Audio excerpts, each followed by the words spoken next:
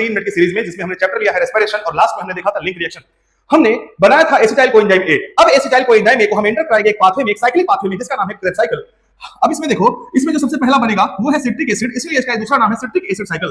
और citric acid में 3 COOH group होते हैं, इसलिए इसका दूसरा नाम है ट्राई कार्बोक्सिलिक एसिड साइकिल। और 6 कार्बन का ये सिट्रिक एसिड होता है तो नाम है C6 साइकिल। ये सब नाम है हैंस क्रेब ने दिया था, इसलिए इसका नाम पड़ गया क्रेब साइकिल। ठीक है बाबू, तो आपका स्वागत है हमारे 3 मिनट की सीरीज में। हम यहाँ पे पायरुविक एसिड का कराने वाले हैं क्या, एरोबिक रेस्पिरेशन। ध्यान दीजिए, हमने देखा था ग्लूकोज कन्वर्ट होता है पायरुविक एसिड में। ये क्या था बाबू, ये था आपका ग्लाइकोलिसिस।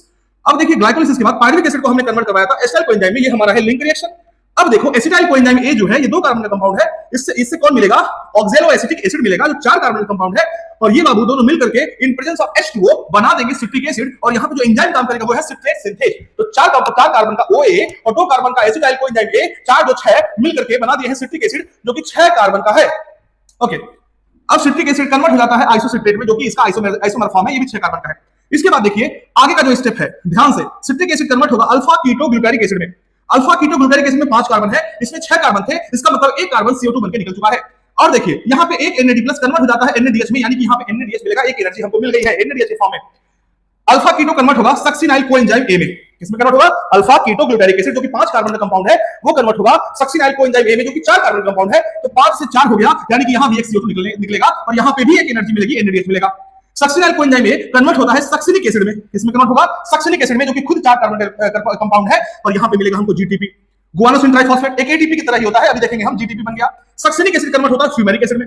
फ्यूमेरिक एसिड F से फ्यूमेरिक, F से याद रखना FADH2 बनेगा यहाँ पे, ये भी 4 कार्बन कंपाउंड। इसके बाद बनेगा मैलिक, और वो मैलिक है, मैलिक एसिड है ना, याद रखना है, ये है मैलिक एसिड। मलिच होता है आपकी तरह, और यहाँ पे कुछ नहीं बनेगा, याद रखना, मलिच से कुछ नहीं बनेगा।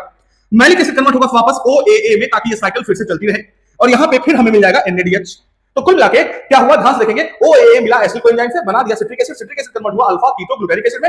अल्फा कीटो कन्वर्ट हुआ सक्सिनाइल कोएंजाइम में। सक्सिनाइल कोएंजाइम ए कन्वर्ट हुआ सक्सिनिक एसिड में। सक्सिनिक एसिड कन्वर्ट हुआ फ्यूमेरिक एसिड में। फ्यूमेरिक एसिड वापस कन्वर्ट हुआ मैलिक एसिड में, और मैलिक एसिड OAA में। कुल मिलाके हमें ध्यान से देखना, कुल मिलाकर के हमें क्या मिला, एक एसिटाइल कोएंजाइम के बदले हमें एक साइकिल से एक FADH2 मिला, एक GTP मिला, जो कि आगे चल के ATP बना देगा बिना ETS के, और 3 NADH मिल गया। तो एक ग्लूकोज के लिए हमें 2 पायरुविक एसिड मिलता है, तो 2 एसिटाइल कोएंजाइम मिलेगा। और जब 2 एसिटाइल कोएंजाइम को हम क्रेब्स साइकिल में झोंकेंगे तो 2 FADH2 मिलेगा, 2 GTP मिलेगा, 6 NADH मिलेगा। और 6 NADH बोले तो 18 ATP, क्योंकि एक NADH 3 ATP बनाता है ETS में। 2 FADH2 में से 4 ATP मिलेगा, क्योंकि बाबू एक FADH2 2 ATP बनाता है ETS में। 2 GTP मतलब 2 ATP, इसे ETS में नहीं, वहीं पे हो जाएगा। और हाँ बाबू देखो, GTP से GDP बनने वाले प्रोसेस को बोलते हैं सबस्ट्रेट लेवल फॉस्फोराइलेशन। क्या बोलते हैं, सबस्ट्रेट लेवल फॉस्फोराइलेशन, जिसमें high energy compound small energy compound में टूट जाता है। तो पूरे एरोबिक रेस्पिरेशन में एकमात्र ऐसा स्टेप है जो सबस्ट्रेट लेवल फॉस्फोराइलेशन है। तो कुल मिलाकर यहाँ पे 24 ATP क्रेब्स साइकिल में एक ग्लूकोज से बनता है।